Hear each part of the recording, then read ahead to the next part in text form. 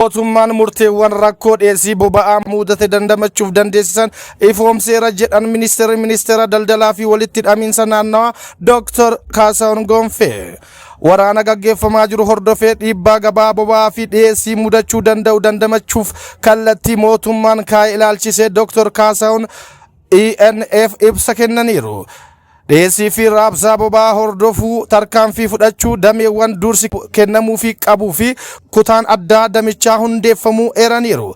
Gatiin boba'aa naafxaa baarmeela tokko waraanichaan dura doolaara 80 ture amma doolaara 230, beenzilli doolaara 70 ture 150 qaqqabuu ibsani. Itoophiyaan biyyoota baha giddu galeessaa waliigaltee gabaa boba'aa bara dheeraa qabaattus sababa waraanaan gufachuu fi biyyoonni kunneen dhiyeessuu akka hin dandeenye beeksisuu kaasani. Sababa kanaan boba'aan adeemsa bittaarra ture meetrik tooniin kumni 100 fi kumni 80 ol dhiyaachuu hin dandeenye jedhani. Naaftaa adiin guyyaan liitira miliyoona 9.2 dhiyaachaa ture amma gara liitira miliyoona 4.5tti gad bu'uu eerani. Sababa kanaan mootummaan sosochii hawaas dinagdee akka hin gufanne gatii boba'aa dachaa 3 oliin dabalee bituuf dirqamuu himani. Gatiin boba'aa daraan dabalus mootummaan jireenya lammiilee baraaruuf naaftaa adii liitira 1 irratti birrii 95, beenzila liitira 1 irratti birrii 42 deeggarsa taasisuun dhiyeessaa jiraachuu dubbatani. Hanga ammaatti birrii biiliyoona 200 fi biiliyoona 62 deeggarsa taasisuu eerani. Baatiin hanga birrii biiliyoona 15 hanga 20 deeggarsa taasisaa jiraachuu dubbatani. Haaluma kanaan konkolaattota boba'aa jibsiisaniif dursi akka kennamu dhaabbilee al-ergii fi oomishtoota olaanoon kallattiin akka keessummeeffaman eeraniiru. Piroojektota mootummaa fi dhuunfaa xiyyeeffannoo addaa barbaadaniif kallattiin akka kennamu. Konkolaattota oomishaalee al-ergii fi galii akkasuma meeshaalee bu'uuraa geejjibsiisaniif dursi akka kennamu.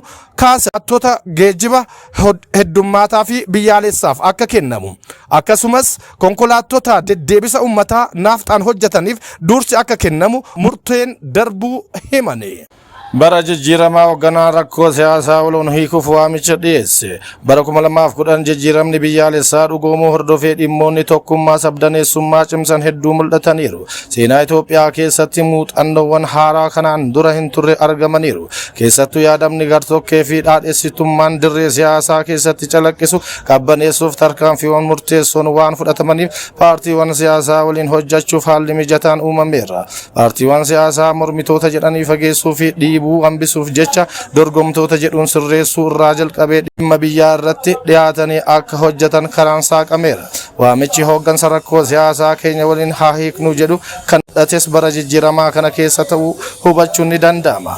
Jijjiiramni biyyaalessaa kun lammiilee gara fuulduraatti fiduun hirmaannaa isaanii kan guddise akkasumas qoodiinsa siyaasa abbaa fi keessummaa jedhu hambiseera. Dhimma kana paartii badhaadhinaa biratti yoo ilaalle keenya qoodiinsaa jidduu fi qarqara jedhu diiguun riqicha tokkummaa ijaareera.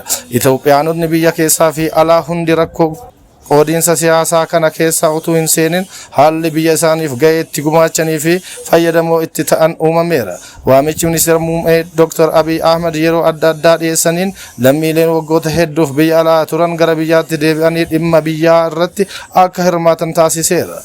Paartiiwwan siyaasaa biyya keessaa fi alaa turan gara fuulduraatti dhufuun ijaarsa isaanii cimsanii waajjira banatanii yaada isaanii uummataaf akka dhiyeessan haalli uumame jijjiirama dirree siyaasaaf fakkeenya tokkodha. Ministeerri muummee Dr. Abiy Ahmed dhimma kana yommuu ibsan dirree siyaasaa bal'isuun murtee ijoo bara 2010 murteessineedha jedhu.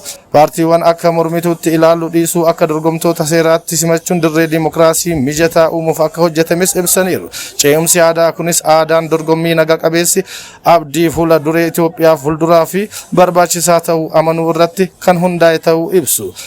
Ejjannoo kanaan hoogganamuun waggoota darban keessa paartiiwwan boordii filannoo biyyaalessaa Itoophiyaan galmaan waliin mariin walitti fufiinsa qabu gaggeeffamaa tureera. Imaammata alaa Itoophiyaa fi faayidaa biyyaalessaa bu'uura godhate. Waggoottan darban keessa imaammanni alaa Itoophiyaa faayidaa biyyaalessaa bu'uura godhachuun gaafii karra galaanaa ajandaa taasiseera. Imaammanni alaa Itoophiyaa birmadummaa fi tokkummaa Itoophiyaa kabachiisuu, misooma dinagdee saffisiisuuf ijaarsa sirna diimokiraasii dagaagsuun bara jijjiiramaa keessa milkaa'ina olaanaa galmeessiseera.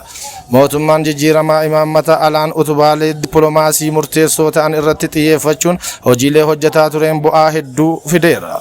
keessattuu dippiloomaasii lammiilee dursa ollaaf walitti hidhamiinsa naannawaa akkasuma imaammata alaa tumsa idil addunyaa deeggaran hojiitti hiikuun dhagaamtummaa fi fudhatamummaa Itoophiyaa ol kaasuu danda'eera. Hariiroo idil addunyaa keessattis akkaataan dantaa biyyaalessaa kabachiisuun qaanii irraa bilisa ta'uun ogummaa fi hamilee guutuun mirga qabeenya uumamaa ofii misoomsuu dabalatee karri galaanaa ajandaa akka ta'u taasifameera. Kanaanis Itoophiyaan biyyoota naannawaa waliin hariiroo hawaasummaa, dinagdee fi siyaasaa cimaa uumuun tumsaan hojjetaa jirti. Olaantummaa naannawichaa irratti qabdus sirnaan baachaa jirti. Waggoottan darban keessa dhiibbaa turee fi osoo harka hin laatin faayidaa biyyaalessaa ishee mirkaneessuu dandeesseetti. Tumsaawwan akka BRICS keessatti miseensa ta'uun biyyoota kanneen waliin michummaa gaarii uumteerti. Mootummoota gamtoomanii dabalatee dhaabbilee jajjaboo idil addunyaa keessatti Afrikaanonni bakka bu'iinsa akka qabaatan sagalee ta'uun qajeeltoo rakkoo Afrikaaf furmaata Afrikaa jedhu qabatamaan agarsiisuu dandeesseetti. Itoophiyaan gaafa Afrikaatti guddina waloo mirkaneessuuf qooda olaanaa baachaa jirti. Itoophiyaan yeroo garagaraatti nageenya ardichaa kabachiisuuf akkasumas sagalee Afrikaa waltajjii idil addunyaa irratti dhageessisuuf tattaaffii taasisaa turteen milkaa'inni guddaan argameera. Walitti hidhamiinsa humna elektiriikii, daldala daangaa ce'aa, daandii fi nageenya waloo irratti hojii qabatamaa agarsiisaa jirti. Itoophiyaan dhiibbaa ardichaa fi naannawichaa irratti qabduun hariiroo Afrikaa waliin taasifamuuf filatamtuu ta'uun hojiilee hammattoo fooyyessii dinagdee, gooroon hawwattummaa, investimentii fi daldalaa dabalaa dhufeera. Kanaan dura Itoophiyaan hariiroo gamlamee biyyoota dhiibbaa uuman muraasa qofa waliin qabdu babal'isuun keessattuu biyyoota muuxannoo fi ogummaan tumsa haaraa cimsuun fedhii ishee guuttachuuf hojjetaa jirti.